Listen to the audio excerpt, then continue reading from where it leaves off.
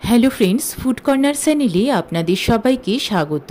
চলে এসেছি আবার একটা দারুণ রেসিপি নিয়ে। পড়ে গেছে বর্ষাকাল, আর বর্ষাকাল মানেই ইলিশ মাছের রেসিপি তো মাস্ট। ইলিশ মাছের মাথা দিয়ে কচু শাকের রেসিপি তো খুবই ফেমাস এবং আমরা প্রায় খেয়ে থাকি, কিন্তু আজকে আমি আপনাদের বানিয়ে দেখাবো ইলিশ মাছের মাথা দিয়ে পুঁই শাক, আলু, কুমড়ো এবং বেগুনের একটা চচ্চড়ি। খুবই সুস্বাদু হয় এই রেসিপিটা, এবং এই রকম বৃষ্টির দিনে কিন্তু এই রকম একটা পদ পেলে জমিয়ে খাওয়া দাওয়া করা যায়।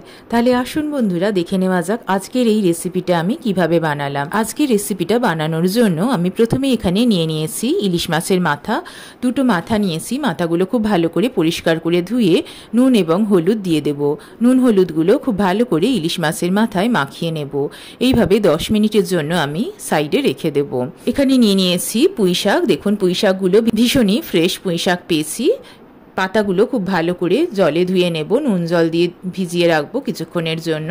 পুঁই শাকের পাতাগুলো আলাদা করে নিয়েছি এবং ডাঁটাগুলো ছোট ছোট করে কেটে নিয়ে গাগুলো ছিলে নিয়েছি। নিয়েছি সামান্য কুমড়ো এবং একটা মিডিয়াম সাইজের আলু, আর নিয়েছি একটা ছোট বেগুন পাতলা পাতলা করে কেটে নিয়েছি। প্রথমেই বেগুনটা নুন হলুদ মাখিয়ে একটু হালকা করে ভেজে নেব, যাতে বেগুনের কাঁচা ভাবটা একেবারে চলে যায়। ওই কড়াইয়েই সামান্য তেল অ্যাড করে মাছের মাথাগুলো ভেজে নেব। মাছের মাথাগুলো ভাজা হয়ে গিয়েছে, একটা প্লেটে তুলে নিয়েছি। এখানে একটা মিক্সির কন্টেনারে নিয়ে নিয়েছি সামান্য আদা, 1 টেবিল স্পুন গোটা জিরে এবং সামান্য কালো জিরে, আর দুটো কাঁচা লঙ্কা।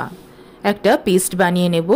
এখানে কড়াইয়ে 2 টেবিল স্পুন সর্ষের তেল দেব। তেল গরম হলে তার মধ্যে সামান্য কালো জিরে ফোড়ন দেব এবং একটা মিডিয়াম সাইজের পেঁয়াজ লম্বা লম্বা স্লাইস করে কেটে নিয়েছিলাম, পেঁয়াজটা দিয়ে দেব। পেঁয়াজটা হালকা বাদামি করে ভেজে নেব। একটা মিডিয়াম সাইজের টমেটো লম্বা লম্বা করে কেটে নিয়েছি, টমেটোটাও দিয়ে দেব। এবারে যে পেস্টটা বানালাম সেই পেস্টটা দিয়ে দেব এবং সমস্ত মশলা খুব ভালোভাবে ভেজে নেব। কোনো রকম জল কিন্তু অ্যাড করবেন না। দেখুন, মশলাটা কিন্তু খুব ভালো করে ভেজে নিয়েছি। এবারে টুকরো করে কেটে রাখা কুমড়ো এবং আলুর পিসগুলো দিয়ে দেব।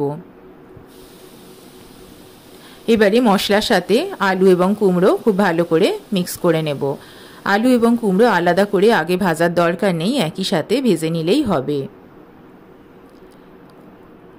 দিয়ে দেব সামান্য লবণ, 1 টেবিল স্পুন মতন, 1/2 টেবিল স্পুন হলুদ গুঁড়ো এবং 1/2 টেবিল স্পুন ধনে গুঁড়ো, আর সামান্য চিনি। তবে চিনিটা অপশনাল, আপনারা চাইলে স্কিপও করতে পারেন। এবারে সমস্ত মশলা খুব ভালোভাবে মিক্স করে নেব। এর মধ্যে পুঁই শাকগুলো দিয়ে দেব এবং সব কিছু খুব ভালো করে মিক্স করে নেব।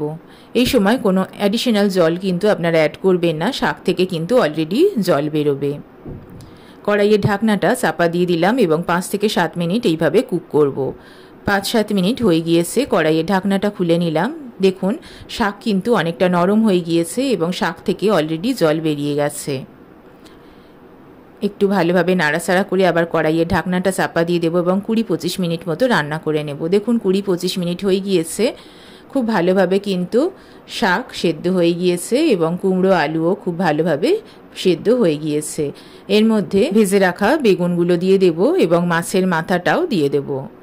মাছের মাথাটা খুন্তি দিয়ে জাস্ট হালকাভাবে একটু ভেঙে দেব। এবারে সব কিছু খুব ভালো করে মিক্স করে নেব। কড়াইয়ের ঢাকনাটা চাপা দিয়ে দিলাম, গ্যাসের ফ্লেমটা বন্ধ করে দিলাম 2 মিনিটের জন্য। 2 মিনিট হয়ে গিয়েছে। দেখুন, রান্নাটা কিন্তু একেবারে কমপ্লিট হয়ে গিয়েছে।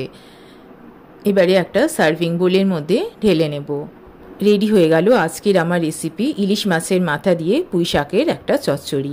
খুবই সুস্বাদু এই রেসিপিটা। বন্ধুরা, আপনারা কিন্তু বাড়িতে অতি অবশ্যই ট্রাই করবেন। আশা করি আপনাদের সবার খুব ভালো লাগবে।